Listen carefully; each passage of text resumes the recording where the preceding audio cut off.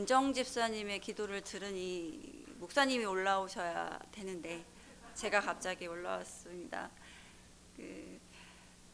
저는 이 말씀을 언제 여러분께 전할지 알지 못했지만 4월 초부터 말씀 준비는 하게 됐거든요. 그래서 사실 어제까지만 해도 목사님한테 나 말씀 전할 수 있을지 모르겠어 라고 말했어요. 그래서 목사님이 지금이라도 내가 준비할까? 이렇게 하시면서 되게 두렵고 떨림으로 이 자리에 섰습니다. 그래서 아무에게도 말하지 못하고 목사님만 안 채로 지금 이 자리에 서게 됐는데 오늘을 하나님께서 저를 이 자리에 세우신 이유가 오전에 목사님 말씀 들으면서 제 마음에 또 깊은 깨달음을 주시고 그 깨달음이 여러분께 잘 전달될 수 있기를 기도하는 마음으로 전해보도록 하겠습니다. 참 저는 오늘 되게 많은 축복을 받은 것 같습니다. 제가 이제껏 말씀 시작하기 전에 특송이 두 팀이 특송을 하고 말씀을 전하는 것은 제가 처음인 것 같아요. 그래서 그렇게 축복을 주신 하나님께 감사드리고, 사실은 또 비밀이 하나 있었어요. 우리 예성이가 이렇게 특송을 준비를 했었는데 우리 예성이는 지금 군대를 가지 않는 관계로 군대 가기 전에 특송을 또 전할 수 있는 기회가 있기를 바라봅니다.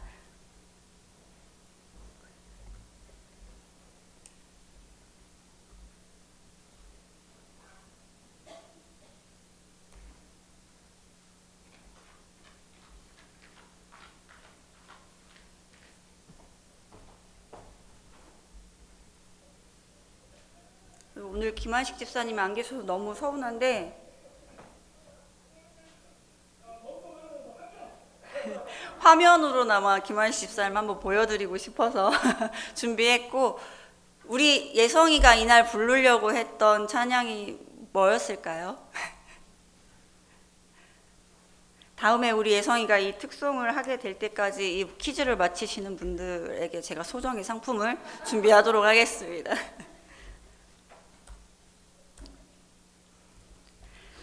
우리는 지난 시간 사순절의 시간을 통하여서 예수님이 걸어오신 그 길을 바라보았고, 고난받으시고 부활하신 그 삶을 통하여서 하나님께서 우리에게 깨닫게 하시는 일이 무엇인지 그 발자취를 훑어보고 있는 것 같습니다.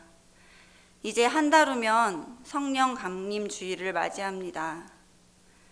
오늘 이 시간 그 오순절에 보내주신 성령의 선물을 알아보고자 믿는 자에게 주신 선물이라는 제목으로 말씀을 나누어 보겠습니다. 우리에게 주시는 하나님의 말씀은 사도행전 2장 14절에서 41절 말씀입니다. 사도행전 2장 14절에서 41절 말씀입니다.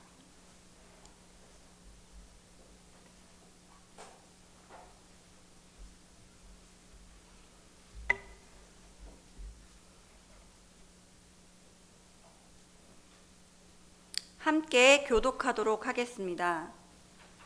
베드로와 11 사도와 함께 서서 소리를 높여 이르되, 유대인들과 예루살렘에 사는 모든 사람들아, 이 일을 너희로 알게 할 것이니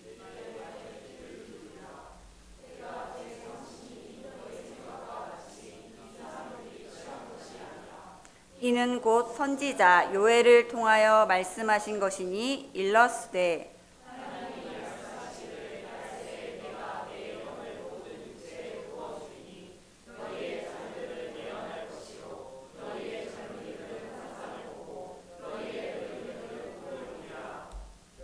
그때 내가 내 영을 내 남종과 여종에게 부어주리니 그들이 예언할 것이요,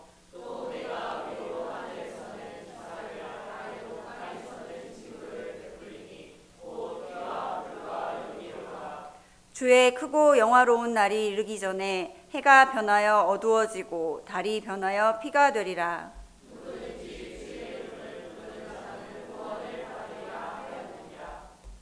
이스라엘 사람들아 이 말을 들으라. 너희도 아는 바와 같이 하나님께서 나사렛 예수로 큰 권능과 기사와 표적을 너희 가운데에서 베푸사 너희 앞에서 그를 증언하셨느니라.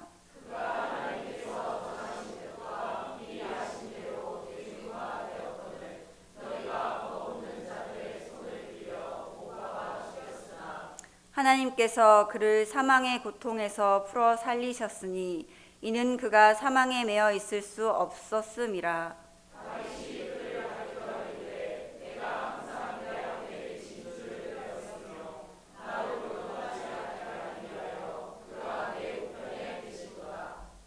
그러므로 내 마음이 기뻐하였고 내 혀도 즐거워하였으며 육체도 희망에 거하리니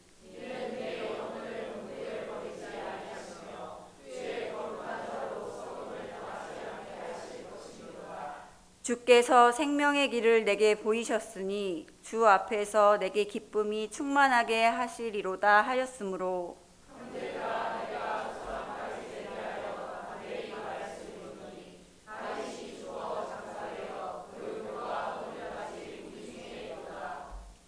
그는 선지자라. 하나님이 이미 맹세하사 그 자손 중에서 한 사람을 그 위에 앉게 하리라 하심을 알고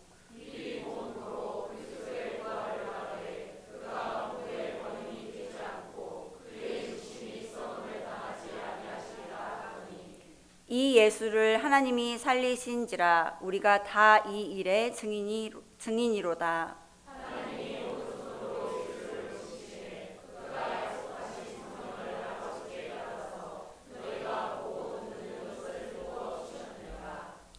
다윗은 하늘에 올라가지 못하였으나 친히 말하여 이르되 주께서 내 주에게 말씀하시기를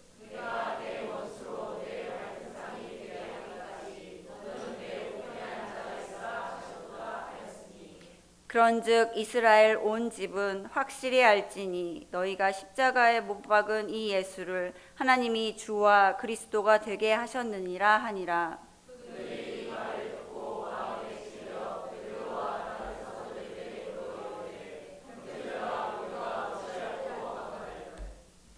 베드로가 이르되 너희가 회개하여 각각 예수 그리스도의 이름으로 세례를 받고 죄 사함을 받으라. 그리하면 성령의 선물을 받으리니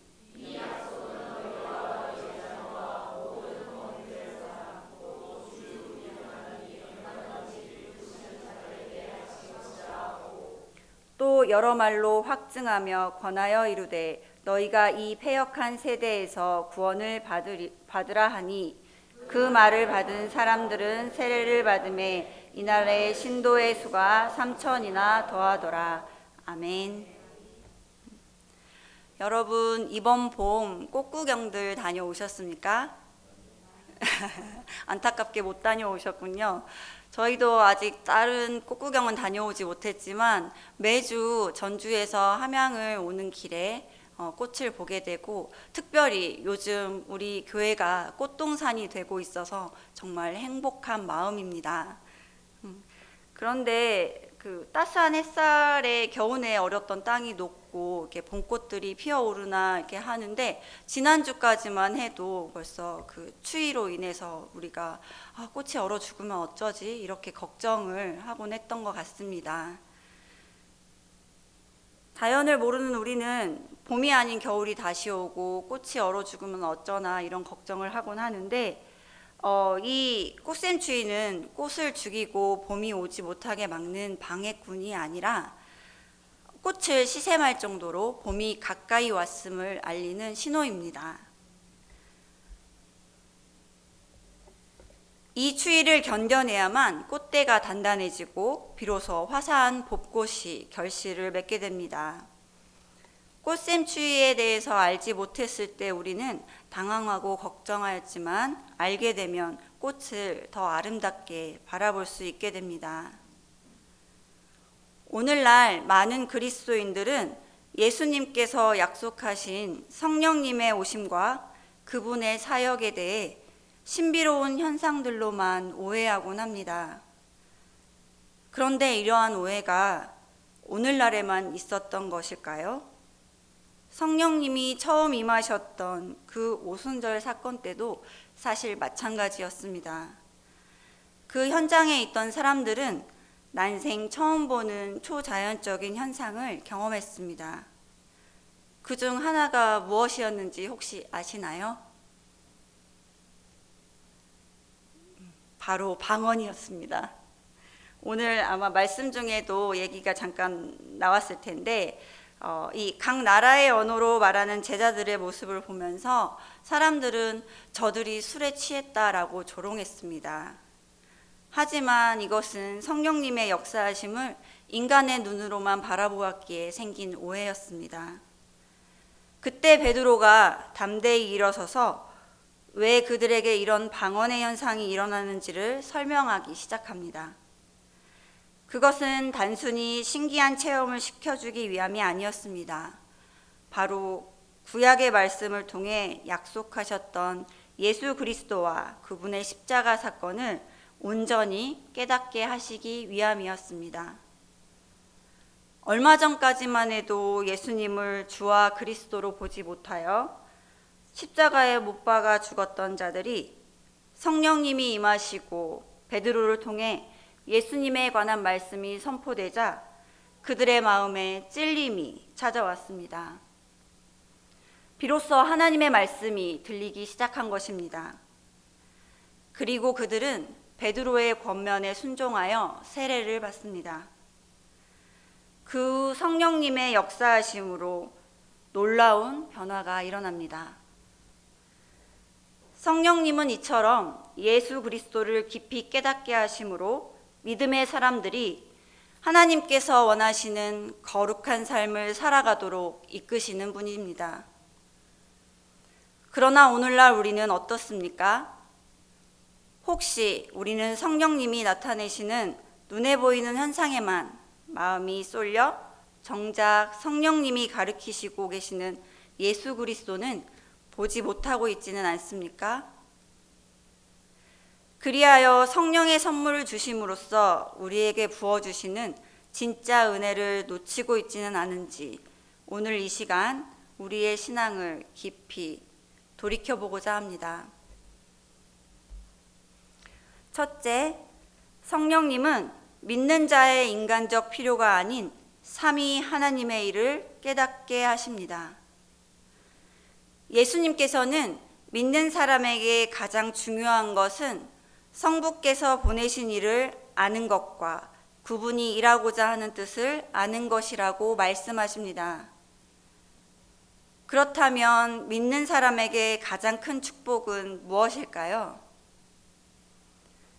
바로 그 영광스러운 일에 동참하는 것입니다.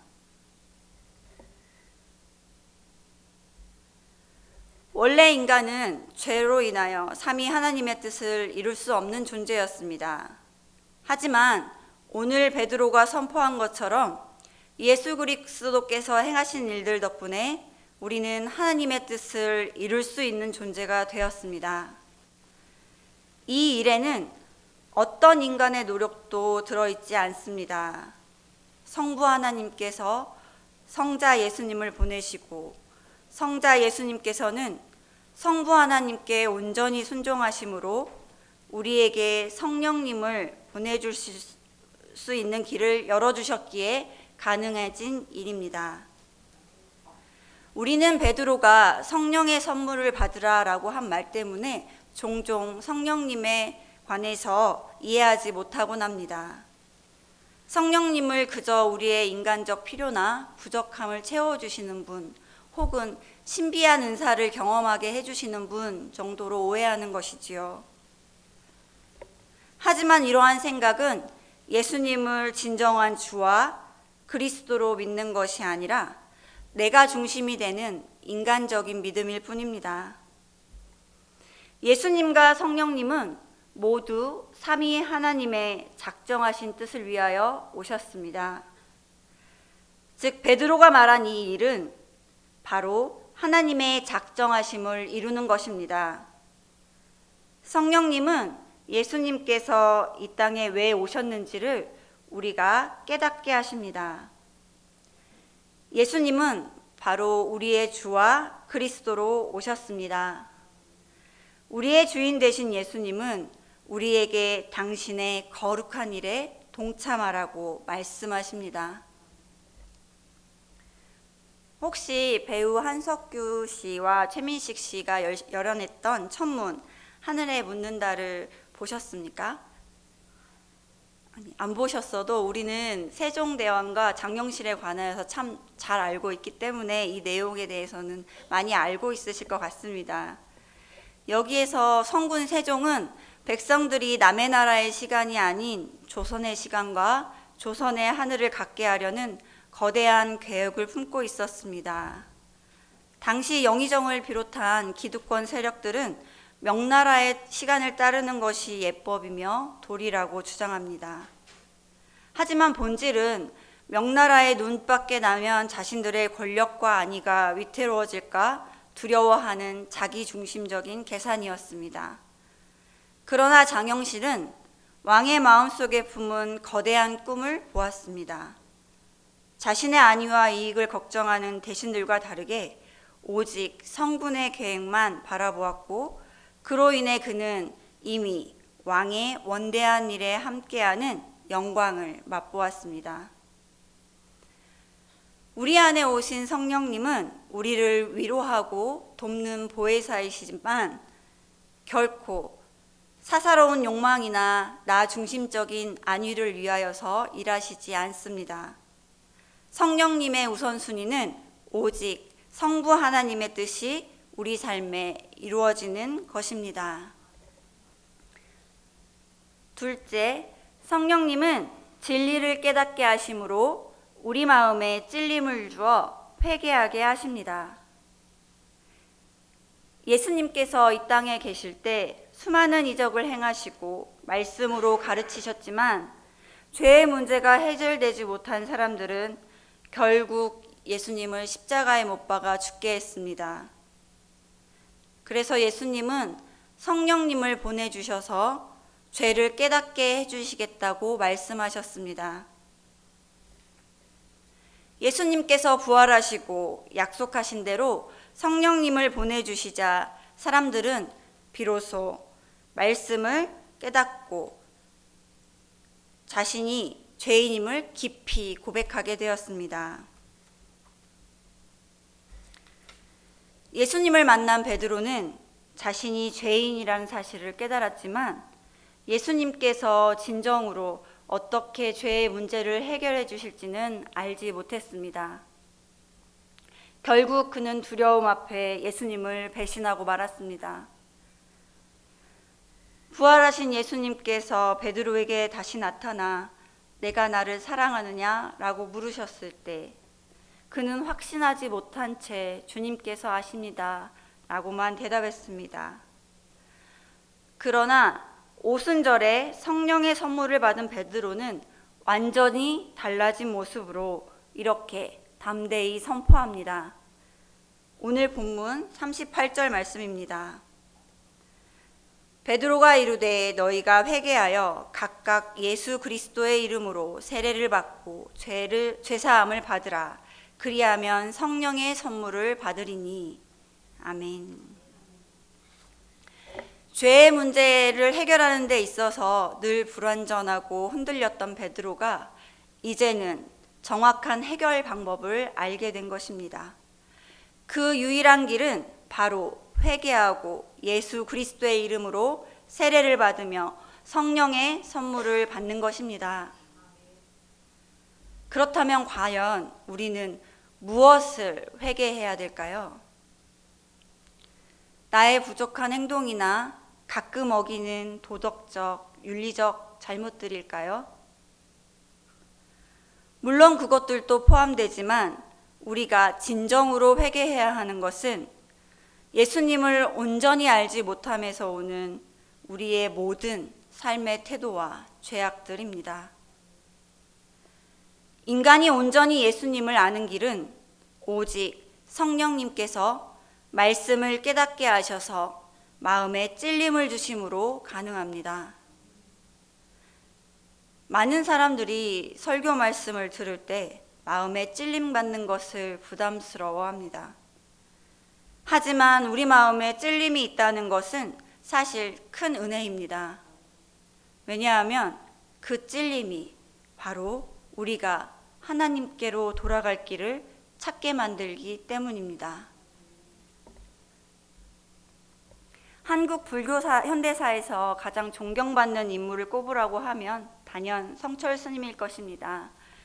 그는 10년 동안 눕지 않고 수행하는 정좌불화를 실천했고 산은 산이요 물은 물이다라는 법어로 온 국민에게 큰 울림을 주었습니다. 그런데 그가 1993년 임종을 앞두고 남긴 시는 우리에게 큰 충격을 주었습니다. 평생을 비우고 닦았던 그 거인이 마지막에 읊조린 내용은 이랬습니다. 내 죄는 산보다 높고 바다보다 깊은데 내 어찌 감당하랴. 내가 수많은 사람을 속였으니 그 죄업이 하늘에 가득하구나.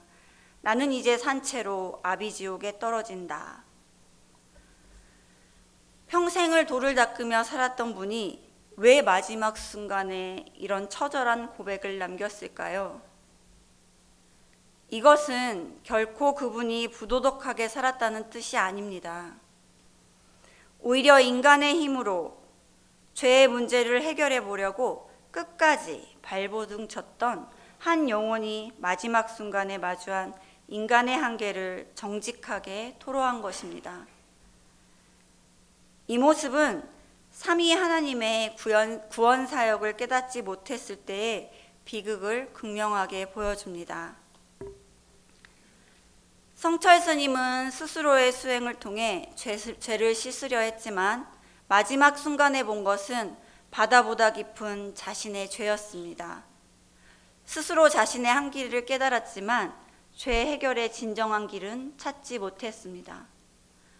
성철 스님이 임종 전 느꼈던 그 두려움은 예수님께서 주와 그리스도 되심으로 우리의 중보자 되심을 알지 못하는 죄인의 죽음 후를 알 수 없는 공포, 중보자 없이는 영원히 거룩한 하나님 앞에 서야 할 때 느끼는 당연한 공포입니다.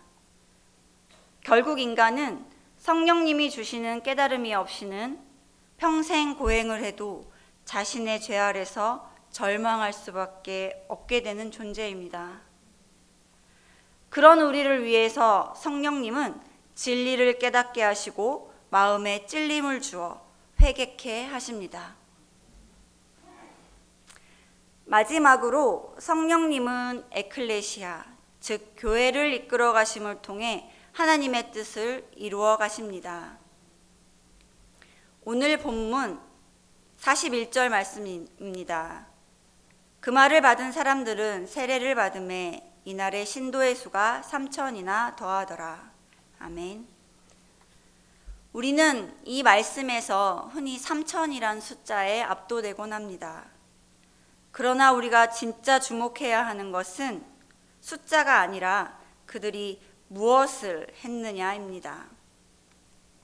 그것은 바로 성령님께서 베드로를 통해 선포하신 말씀을 온전히 받았다는 사실입니다. 그들은 베드로가 전하는 말씀을 자신의 것으로 달게 받았고 그 증표로 세례를 받았습니다. 이것이 바로 에클레시아, 곧 교회의 영광스러운 탄생입니다. 에클레시아의 본래 뜻은 세상으로부터 불러내어진 자입니다.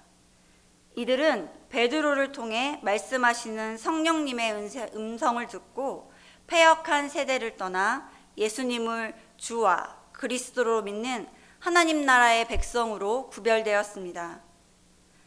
베드로가 성령의 말하게 하심을 따라 선포했던 그 내용인 예수님께서 성부의 뜻을 따라 행하신 일을 믿고 따르는 사람들의 모임이 바로 에클레시아, 곧 교회입니다. 오늘날 많은 교회가 전도를 위해 전도 대상자들에게 정성 어린 선물과 섬김을 베풀고 있습니다. 그러나 그러한 선물과 섬김을 베풀 때 우리가 반드시 그 안에 담아주어야 할 본질은 바로 베드로가 선포했던 복음의 내용입니다. 만약 베드로의 선포 내용이 빠져있는 선물과 섬김이라면 그것은 아무런 생명력이 없습니다. 교회는 성령님을 통하여 탄생했습니다. 이것은 교회가 성령님을 힘입을 때에만 비로소 예수님이 걸어가신 그 길을 걸어갈 수 있고 성부의 뜻을 이룰 수 있다는 사실을 말해줍니다. 오순절 성령 강림 사건 이후 구원받은 성도들은 자신의 유익이나 개인적인 필요가 아닌 오로지 주님의 원하심을 따라 기도하기를 힘씁니다. 하나님의 뜻을 거스르던 자들이 성령의 선물을 받으니 이제는 하나님의 뜻을 이루는 자들로 변화되어 그 영광스러운 걸음에 동참하게 된 것입니다. 하나님은 우리가 바로 부르심을 받은 교회이며 성령의 선물을 받아 하나님의 뜻을 이루는 일에 기꺼이 동참된 자라는 사실을 깨닫기 원하십니다. 전도자 무디가 영국으로 건너갔을 때 침례교 목사인 F.B. 마이어는 매우 지성적이고 품격 있는 설교로 정평이 나 있었습니다. 우리에게 모두 이 책이 있으시죠? 없으신가요? 이 책을 쓴 마이어 목사가 무디의 집회에 참석했지만 무디의 투박한 말투, 문법에 맞지 않는 영어, 그리고 신학적으로 깊이가 없어 보이는 단순한 복음 선포를 보며 속으로 비웃었습니다. 하지만 집회가 계속될수록 본인의 유식한 설교에는 냉랭하던 사람들이 무디의 투박한 한마디, 하나님은 당신을 사랑하십니다 라는 말에 가슴을 치며 회개하고 수천 명씩 주님께로 돌아오는 것을 보았습니다. 어느 날 밤 마이어는 무디가 설교 준비보다 더 간절하게 성령님의 도우심을 구하며 눈물로 기도하는 모습을 보았습니다. 그때 성령께서 마이어야, 너는 지식과 신학이 있지만 무디에게는 내가 있다. 너는 너의 힘으로 설교하지만 그는 나의 힘으로 말하고 있다 라는 찔림을 주셨습니다. 마이어는 그 자리에서 자신의 교만을 회개했습니다. 그는 훗날 이렇게 고백했습니다. 무디를 통해 성령의 기름 부으심이 무엇인지 깨달았습니다. 나는 그때 내 잔을 비웠고 비로소 성령께서 내 잔을 채우기 시작하셨습니다. 변화된 마이어 목사는 이후 성령 충만한 삶에 대한 깊은 영성과로 거듭났습니다. 그가 변화되자 그 영향력은 다시 전 세계로 퍼져나갔습니다. 하나님은 거창한 사람을 찾지 않으십니다. 성령께서 한 사람의 마음을 움직이시고 그 사람을 통해 또 다른 사람의 마음을 찌르십니다. 한 사람의 변화는 결코 한 사람에서 끝나지 않습니다. 그것이 모여 교회가 되고 하나님의 나라가 이루어져 갑니다.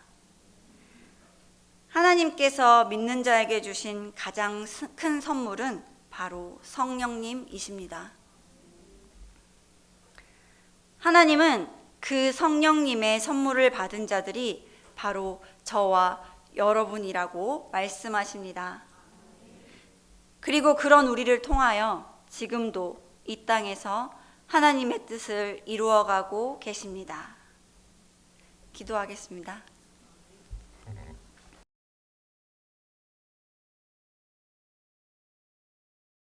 하나님의 하나뿐인 아들을 보내주신 그 거저주신 은혜를 감사합니다. 그 예수님은 이 땅에서 우리에게 하나님 나라와 그 일에 대해 가르쳐 주셨고 그 사랑을 전해 주셨습니다. 그리고 남겨진 저희들을 위하여 성령님을 보내주셔서 우리가 말씀을 깨닫게 하시고 마음의 찔림을 받아 회개케 하심으로 말미암아 그 뜻을 이루어가고 계십니다. 하나님, 우리가 예수님이 가신 그 길에서 멀어지지 않도록 인도하여 주시옵소서. 세상 속에서 주님이 가신 그 길을 함께 걸어가도록 저희를 인도하여 주시기를 간구합니다.